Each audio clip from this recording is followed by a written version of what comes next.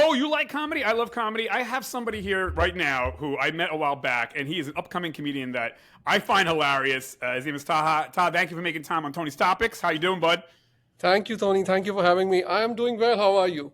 Good, bro. So you know what's funny?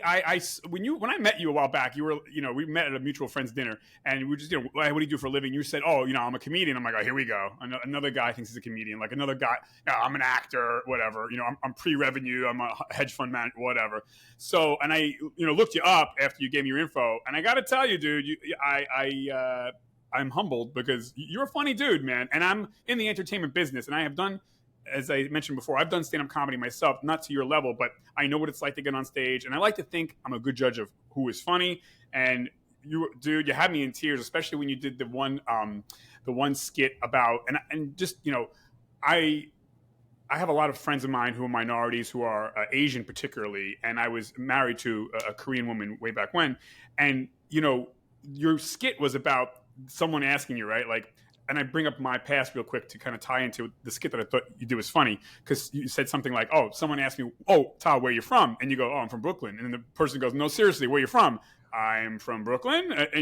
And that drives, the reason why I mentioned my former marriage and my friends who are Asian, that drives them crazy, rightfully so, when people are like, where you from? I am American. Where you from? From Brooklyn? No, where you from? So white people, we don't get that because it's assumed we're quote unquote American, or we're from New Jersey or from New York. So you played that perfectly. You're like, I'm from Brooklyn. I didn't want to say I was from Queens, but I don't want to lie. So you kept on going down the rabbit hole with her, playing on her ignorance, really. Not that she was being a bad person, but you had me in tears on that one, because I'm like, I've experienced that watching my friends and my ex have to like struggle with, like, it's insulting.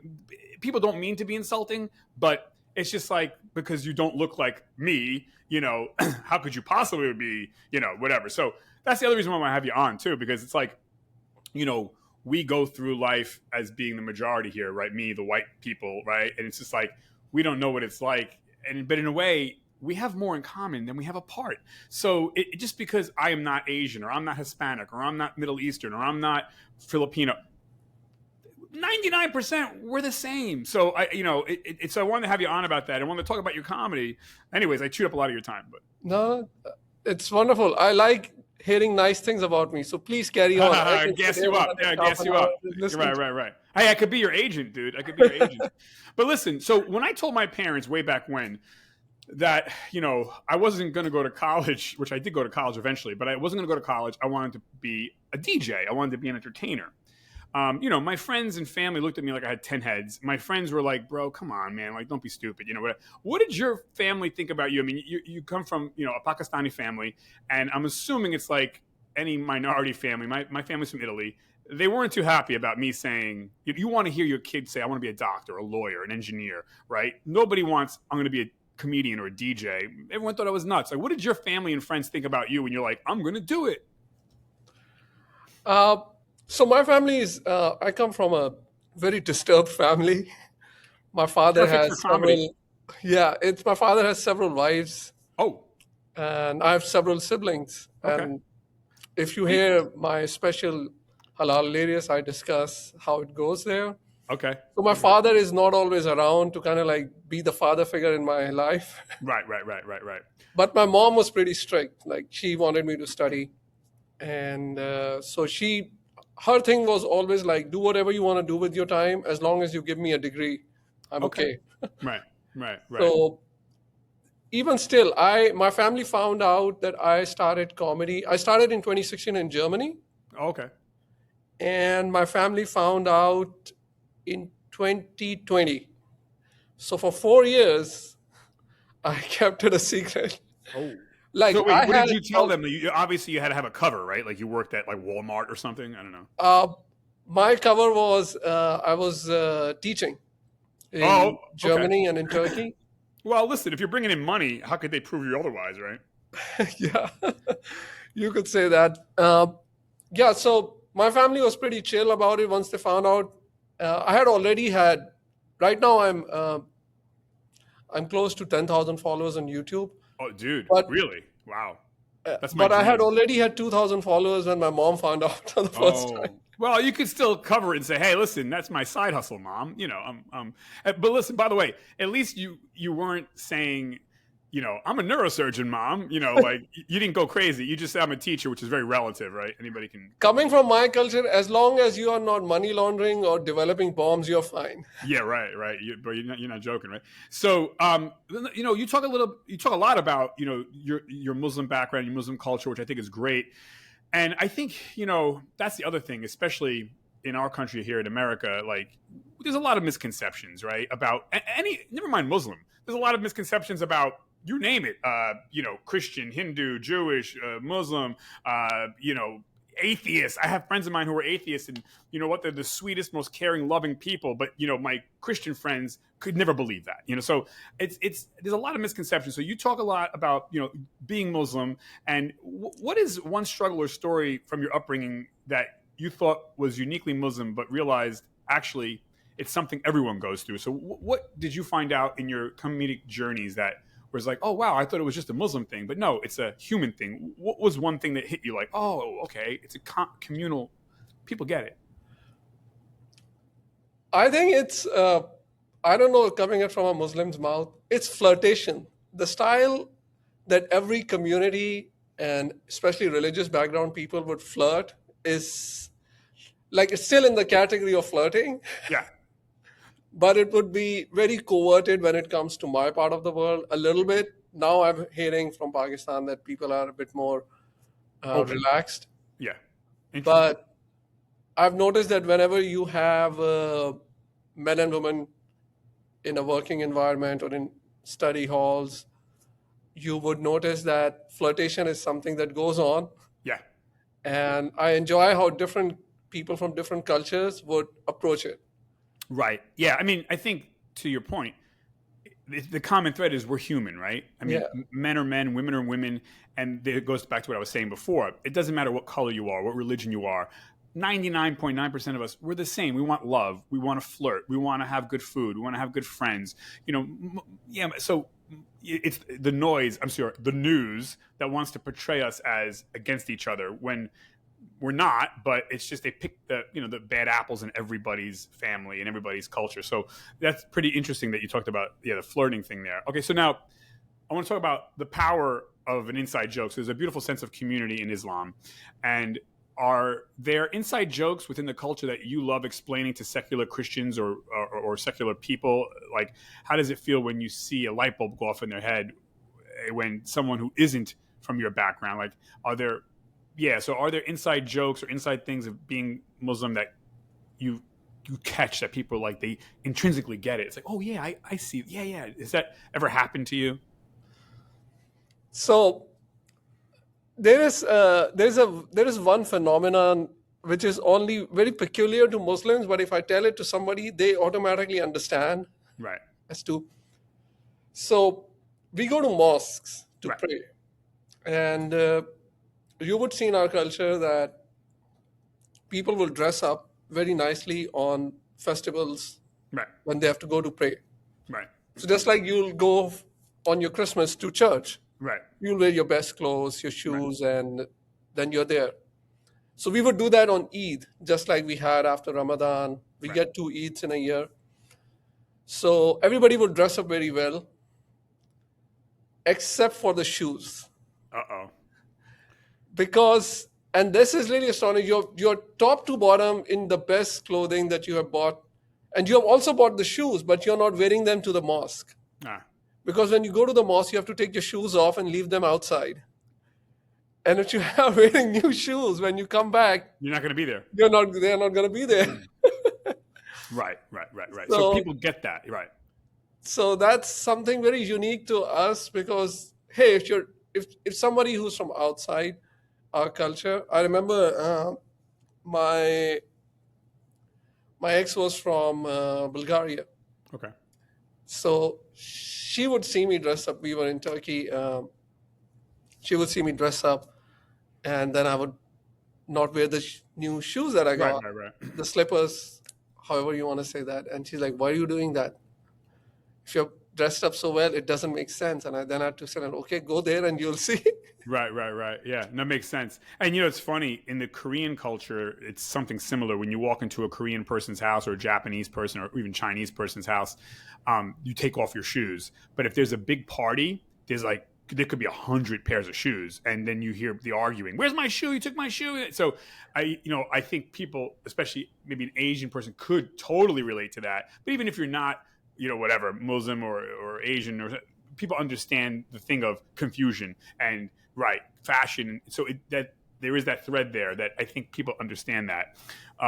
That's interesting. So I was going to say, my other question, though, is so breaking the serious stereotypes, right? There's often a misconception that religious cultures are strict and serious and stoic. How does your comedy help dismantle the idea and show the world that the Muslim community has a massive, vibrant sense of humor? Because I'm assuming Muslims probably think this about Christians or Jews or Hindus, like, oh, they're like, they have no sense of humor, or they're not cool, or they're not like. I think it's human nature to have stereotypes about the other person. So how do you dismantle that and show the sense of humor? I guess through your stories is one way. I mean, like I said, you just talked about that, about the shoes and stuff like that. But yeah, I mean, this is going to sound stupid, but the Muslim community has a sense of humor, correct? Yeah. Yeah.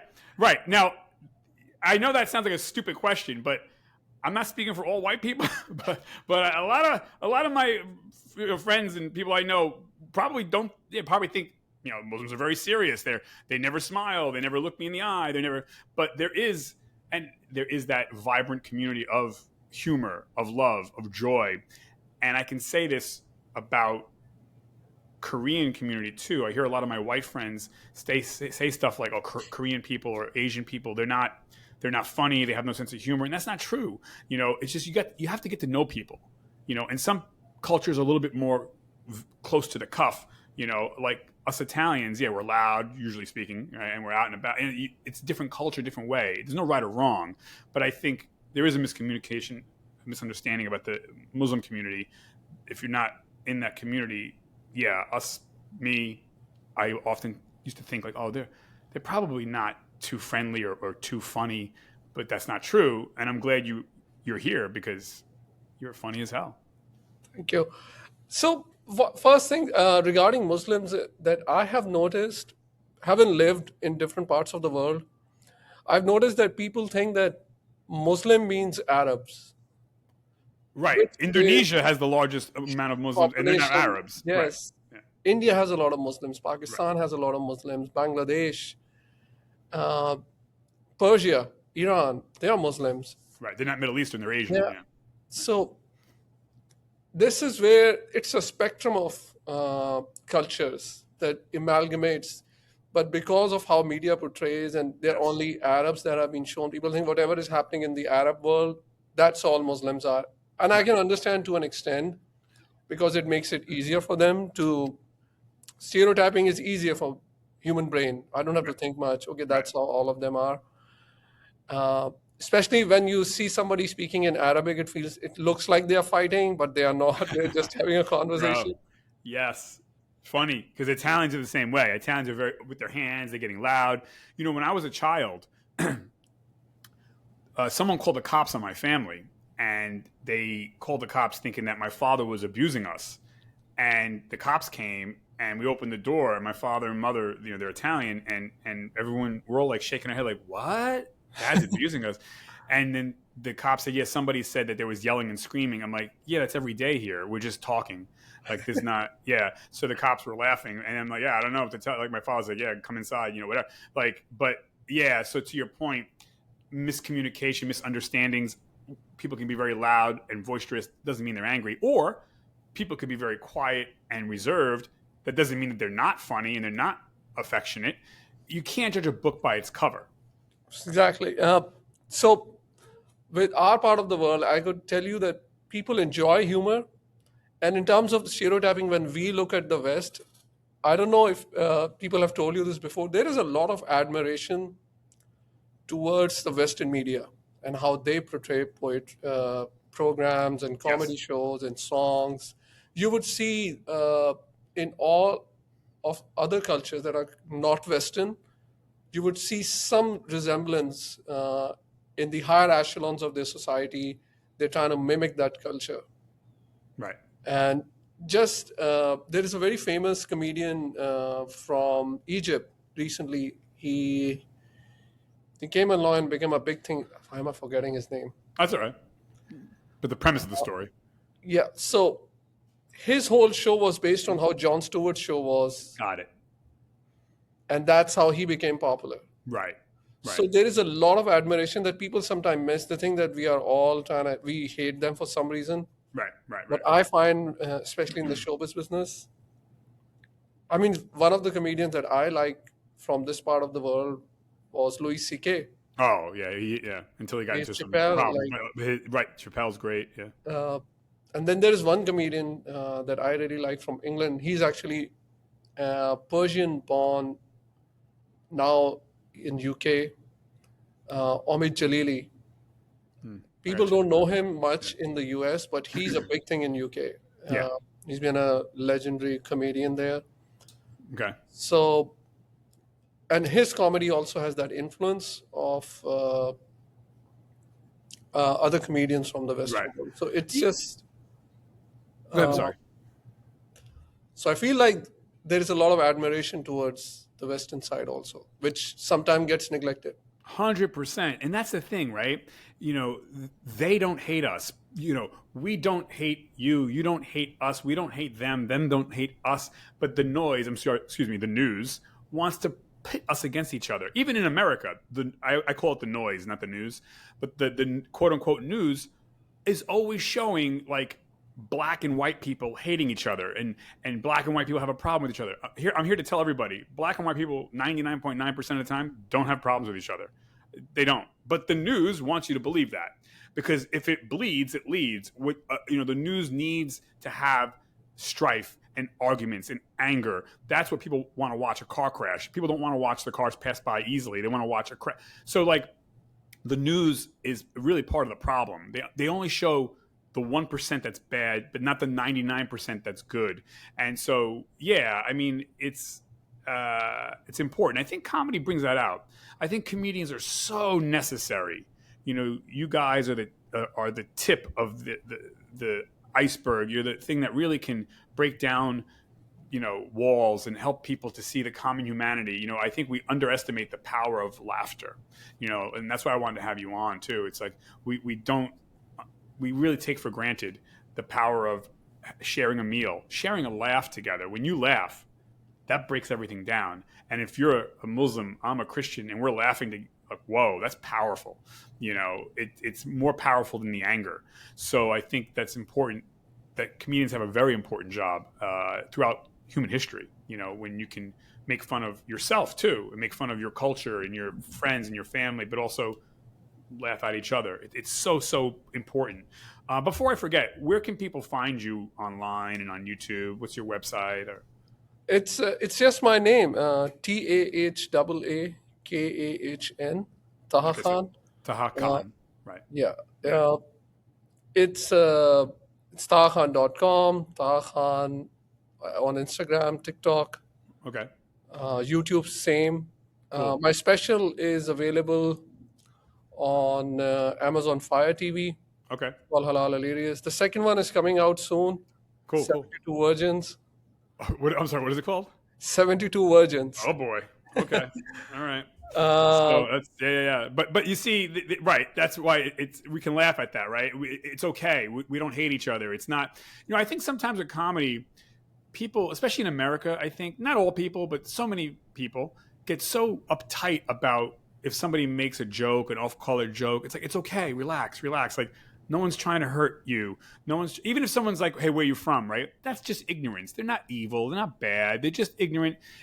They're making an ignorant comment, so everyone needs to just chill. And especially nowadays, comedy is so more important today than it was 5 years ago, than it was 10 years. I mean, so, you're doing great work. And by the way, I would also say, one of the things I do love about your comedy is you're very chill in your delivery. It's like, the boxer Muhammad Ali. You float like a butterfly, but you sting like a bee. Because I encourage people to check you out on YouTube because you're very, very, just chill. You're almost like gonna fall asleep, and then all of a sudden, bam, funny joke. Like, whoa, what the hell? Like, so you lull people into a, it's like a Venus flytrap. It's like, Tahaz is talking, and then bam, and here comes. You're like, whoa, dude. So I like that. You're intense, but in an you're in an understated intensity. So that's what makes it funny because you just don't see it coming. So you're not walking on like I love Chris Rock, right? I love Chris Rock, but he's very intense. He walks on the stage, he's walking back and forth. F this, F that. I can't believe it. That's cool. I like him. I could never do that. Right, but your end point, your end result is just as powerful as Chris Rock's, except you deliver it in a very smooth way. So that's what makes it more funny because people aren't expecting it, and then it's just bam, bam, bam, bam, bam. It's like, whoa, dude, you're crying, laughing. So I think that's what I really appreciate about because as you know, as a comedian, right, it's all about delivery. The delivery, the timing is so important. It's not even necessarily what you say, but it's how you say it. And Chris Rock does his way, which is great, and you have your way, which is also great. And that's what really made me start, following you and laughing because it's just like, bro, you got that, you just don't even see it coming. So it's really fun. Now, in closing, comedy as a bridge, right? So I'm a Christian, you're Muslim, and we're both sitting here laughing. Have you ever had a moment after a show where someone from a completely different walk of life came up to you and said, "That's exactly how my family is"? Has that ever happened to you? It has happened to me once. I was in, we were doing a show somewhere I think I was in Sacramento, Okay. California. And I think it was Sacramento. So I made a joke about like, this is just a town where people just come and they don't stay here and they just fill up their gas and get some chips and move on. Even it was Sacramento, I think. Even your governor doesn't want to live here. It's the capital of California, and he doesn't live here either. Yeah. So generally what happens is I like to stay, if I am headlining a show or even if I am on the cast, I'd like to say thank you to the people who have come to the show rather than just running off. I try to do it as much as possible. So I was doing that and I was saying thank you to people who come to the show. And one of them said, it was somewhere in my head that's how people perceive us. Okay. But then you came on stage and said it. Oh, yeah. So they found that funny because it was somewhere in their mind, but they just didn't have the vocab to actually put it that how you want to place your city in the overall scheme of things. And you said exactly feel like if you're going to Napa, you just bypass Sacramento. If you're going to LA coming back, you're bypassing Sacramento. So you're never staying in this town. It's not worth it. Right. Funny. Yeah. No, that is right. I mean, those middle states, they get crapped on, right? They're just transient. And you're picking up that important thing that we all kind of know intrinsically. So, okay, before we go, if you in the sense of shared human experience, okay, if you could have the entire world, regardless of their religion, where they live, understand just one thing about the heart of the Muslim culture through your comedy, what would that be that you would want people to understand about the Muslim culture? What would it be through your comedy? What are you trying to tell us, or what would you like us to know? Irrespective of what you're hearing about Muslims, the whole religion is based on coexistence and peace. That's what I've been, especially in the recent environment, how things are, especially with regards to Muslims. Coexistence, people think that we do not take it as well, but coexistence is something that is huge for Muslims, and the culture is designed in a way, even though it doesn't look from the outside. The worst thing that happens, and thank you for giving me the opportunity to say that, the worst thing that happens is that people who are born here, who are Muslims, they are very much like you. So you don't feel that there is a difference. So they follow the same culture. Most of them turn into atheism or they become agnostics and they don't follow the religion as such. But the advantage of coming to see someone like me who has lived in my own culture for majority of my years and then have traveled the world when I was mature enough to understand different cultures.